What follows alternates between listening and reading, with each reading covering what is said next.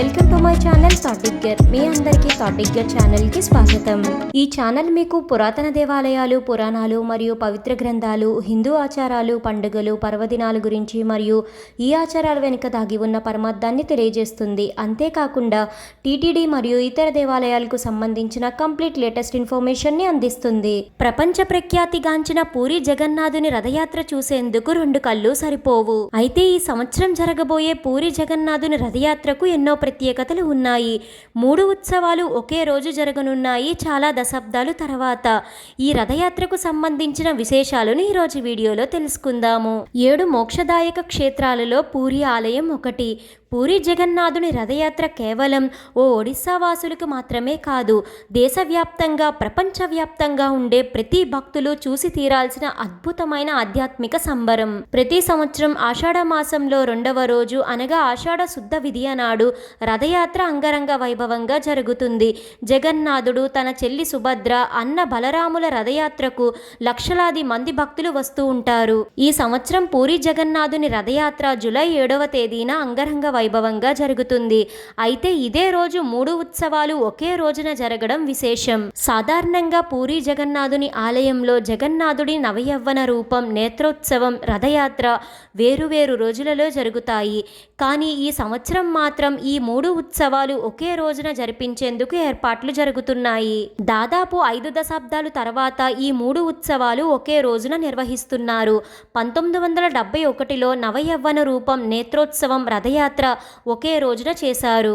ఈ సంవత్సరం కూడా అదే విధానం అనుసరించాలని నిర్ణయించారు. జూలై 6వ తేదీ అర్ధరాత్రి నుంచే జగన్నాథుడు, బలభద్రుడు, సుభద్రలకు ప్రత్యేక సేవలు చేయడం మొదలు పెడతారు. జూలై 7 ఆదివారం తెల్లవారుజామున నవయవ్వన రూపము, ఆ తర్వాత నేత్రోత్సవము, ఆ తర్వాత గోప్య సేవలు నిర్వహించి విగ్రహాలను రథం వద్దకు తీసుకొస్తారు. పూరి రాజు గజపతి దివ్యసింగ్ దేవ్ బంగారు చీపురుతో రథం ముందు ఊడ్చిన తర్వాత రథం ముందుకు సాగుతుంది. మొదట బలభద్రుడు, తర్వాత సుభద్ర, ఆఖరిలో జగన్నాథుడు రథాలు బయలుదేరుతాయి. ఇలా బయలుదేరే 3 రథాలు అక్కడికి 2.5 కిలోమీటర్ల దూరంలో ఉన్న గుండిచా దేవాలయం దగ్గరకు వెళ్లి ఆగుతాయి. అంటే భక్తులు దాదాపు 2.5 కిలోమీటర్ల వరకు భక్తి శ్రద్ధలతో 3 రథాలను లాగుతారు. ఈ గుండిచా దేవాలయం వద్దనే బలభద్రుడు, సుభద్ర, జగన్నాథులు వారం రోజుల పాటు ఆతిథ్యం స్వీకరిస్తారు. ఆ తర్వాత 7 రోజులకి తిరుగు ప్రయాణం చేస్తారు. ఇలా తిరుగు ప్రయాణం చేయడాన్నే బహుడాయాత్రగా పిలుస్తారు. మళ్ళీ జగన్నాథ ఆలయానికి చేరుకున్నాక 3 విగ్రహాలను తిరిగి గర్భగుడిలో ప్రతిష్ఠిస్తారు. గుండిచా ఆలయంలో ఉన్న 7 రోజులు మరియు తిరుగు ప్రయాణం చేసేటప్పుడు, చేసిన తర్వాత ఎన్నో వేడుకలు నిర్వహిస్తారు. మరీ ముఖ్యంగా 5వ రోజున ఒక ఆసక్తికరమైన విశేషం జరుగుతుంది. లక్ష్మీదేవి శ్రీకృష్ణుడు తన చెల్లెలు సుభద్ర, అన్న బలరాముడితో తనను వదిలేసి వెళ్ళిపోయాడని అలుగుతుంది. అలా అలిగిన లక్ష్మీదేవి గుండిచా గుడికి బయలుదేరి జగన్నాథుడిని ఒక అరగంట దర్శించి పట్టలేని కోపంతో స్వామివారి రథాన్ని కొంతమేర ధ్వంసం చేసి వెనక్కి వెళ్ళిపోతుంది. ఈ ముచ్చటంతా అమ్మవారి పేరిట పూజారిలే జరిపిస్తారు.